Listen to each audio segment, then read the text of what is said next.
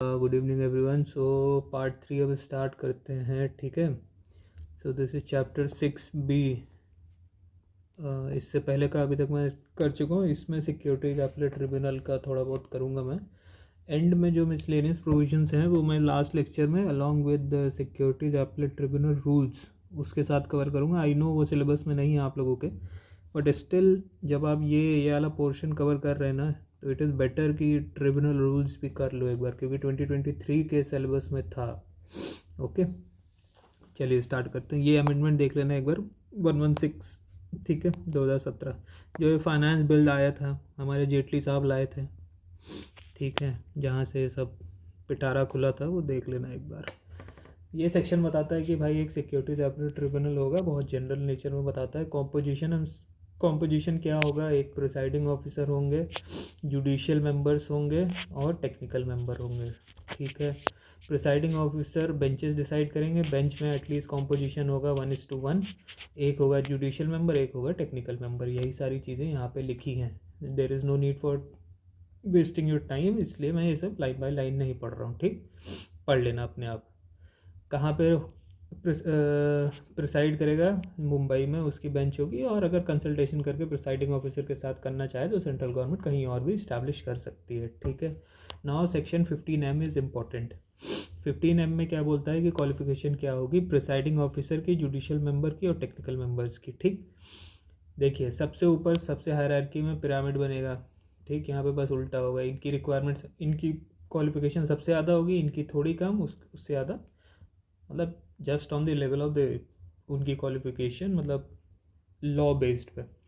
तो यहाँ पे ये कह रहे हैं कि प्रिसाइडिंग ऑफिसर कौन हो सकते हैं, इज़ और हैज़ बीन, मतलब या तो हों या तो रिटायर हो चुके हों, जज of the supreme court, chief justice of a high court, या फिर हाई कोर्ट में एटलीस्ट 7 years, सॉरी, जज ऑफ अ हाई कोर्ट और जज of a high court for at least 7 years in case of presiding officer, ठीक। या तो आप जज ऑफ सुप्रीम कोर्ट हो जाओ, ठीक है, थोड़ा धीमे जा रहा हूँ, जज of supreme court, CJ of high court, या फिर हाई कोर्ट 7 years। इस केस में आप प्रिसाइडिंग ऑफिसर के लिए एलिजिबल हो नॉमिनेशन के लिए, ठीक, मतलब अपॉइंटमेंट के लिए, सॉरी। सेकंड, जुडिशियल मेंबर्स के केस में इज और हैज़ बीन जज of a high court for at least 5 years, ठीक, वहाँ था 7 years, यहाँ है 5 years। टेक्निकल मेंबर्स के केस में सेक्रेटरी लेवल रैंक पे आप होने चाहिए, ठीक है। उसके बाद 15 साल का एक्सपीरियंस होना चाहिए यहाँ पे, अगर और आप देख रहे हैं तो उस केस में आपको अपॉइंटमेंट हो सकता है, ठीक।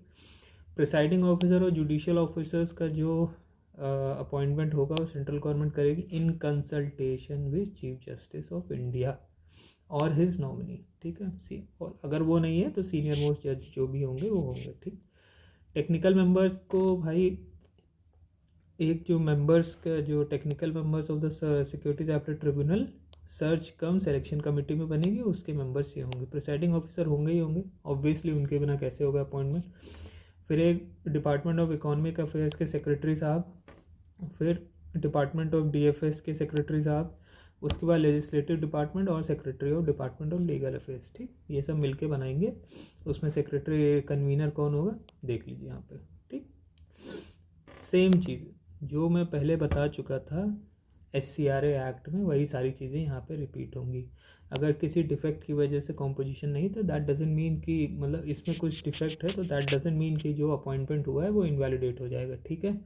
सेकंड, इन्होंने यहाँ पे एक क्लॉज दे दिया है, ये बड़ा नॉर्मल सा क्लॉज है। कोई बोर्ड का मेंबर, IRDA का मेंबर, PFRDA या एग्जीक्यूटिव रैंक का कोई ऑफिसर है, उसको अगर आप मेंबर बनाना चाहते हैं तो उसका रिटायरमेंट होगा 60 years में जनरली, ठीक है। तो उस केस में 2 years का कूलिंग पीरियड होगा, जब भी रिटायरमेंट होगा उससे 2 साल का के बाद ही आप कर सकते हो, क्योंकि ये अपॉइंटमेंट जाएगी 70 years तक, रूल्स में दिया है, मैक्सिमम एज 70 है, ठीक है, सॉरी यहीं दिया है।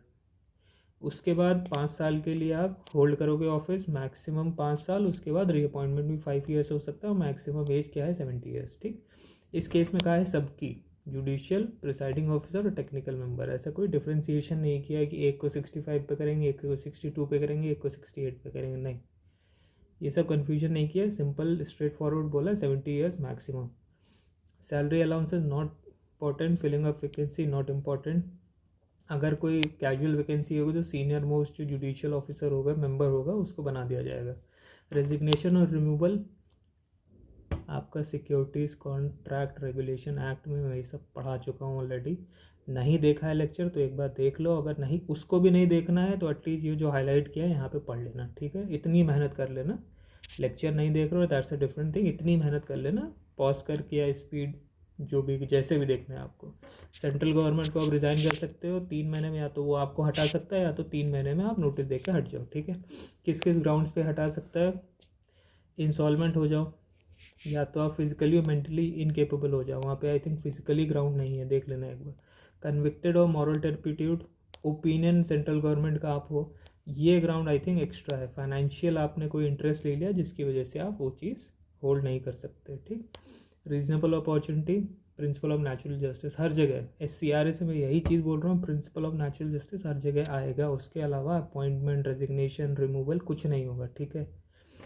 उसके बाद इन्वेस्टिगेशन कैसे होगी उसको रेगुलेट कर सकते, ठीक। नॉट इम्पोर्टेंट मेरे हिसाब से, आपको पढ़ना है पढ़ लेना। Staff of the appellate tribunal क्या करोगे भाई, हर जगह स्टाफ होता है, क्लर्क होता है, बेंच क्लर्क होता है, उसके बाद आपका रजिस्ट्री डिपार्टमेंट्स में अकाउंट डिपार्टमेंट्स होता है, वो सब होंगे, वो आप स्टाफ होंगे, पब्लिक सर्वेंट कहलाएंगे। That is a very general thing, उसको पढ़ने की ज़रूरत नहीं है, ठीक। एक बार अगर आपने कभी नहीं पढ़ा है तो ये पढ़ लेना, अदरवाइज उसके अलावा ज़रूरी नहीं है, ठीक। अपील में सिर्फ एक चीज़ इंपॉर्टेंट है, ये 45 दिन, सेम चीज़ वहाँ भी है, देख लेना। ये चीज़ हाईलाइट किया है, SCRA में मैं पढ़ा के आ चुका हूँ, मतलब उस चीज़ को मैं रिपीट करने का पॉइंट नहीं बन रहा है मेरे लिए।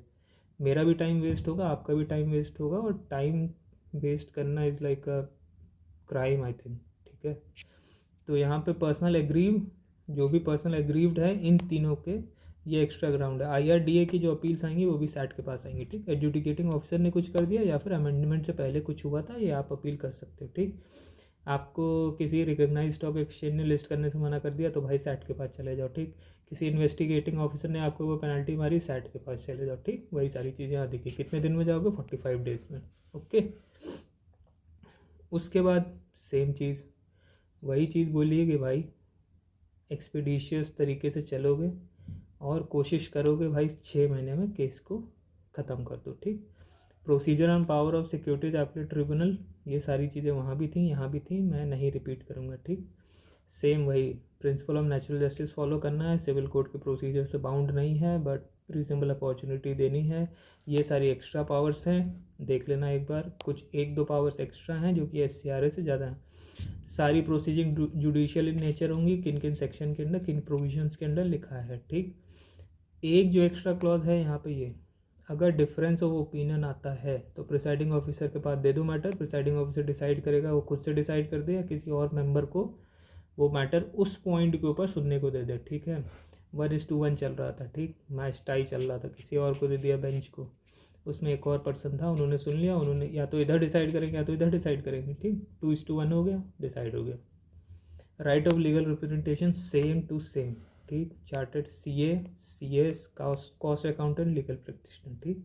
इनके थ्रू आप जा सकते हो, वो आपका केस पुटअप करेंगे SAT के सामने, बढ़िया सब कुछ हो जाएगा। अपील जो भी पेनल्टी लगी रिवर्स हो जाएगी, बोर्ड को खूब डांटा जाएगा, सब कुछ बढ़िया, ठीक।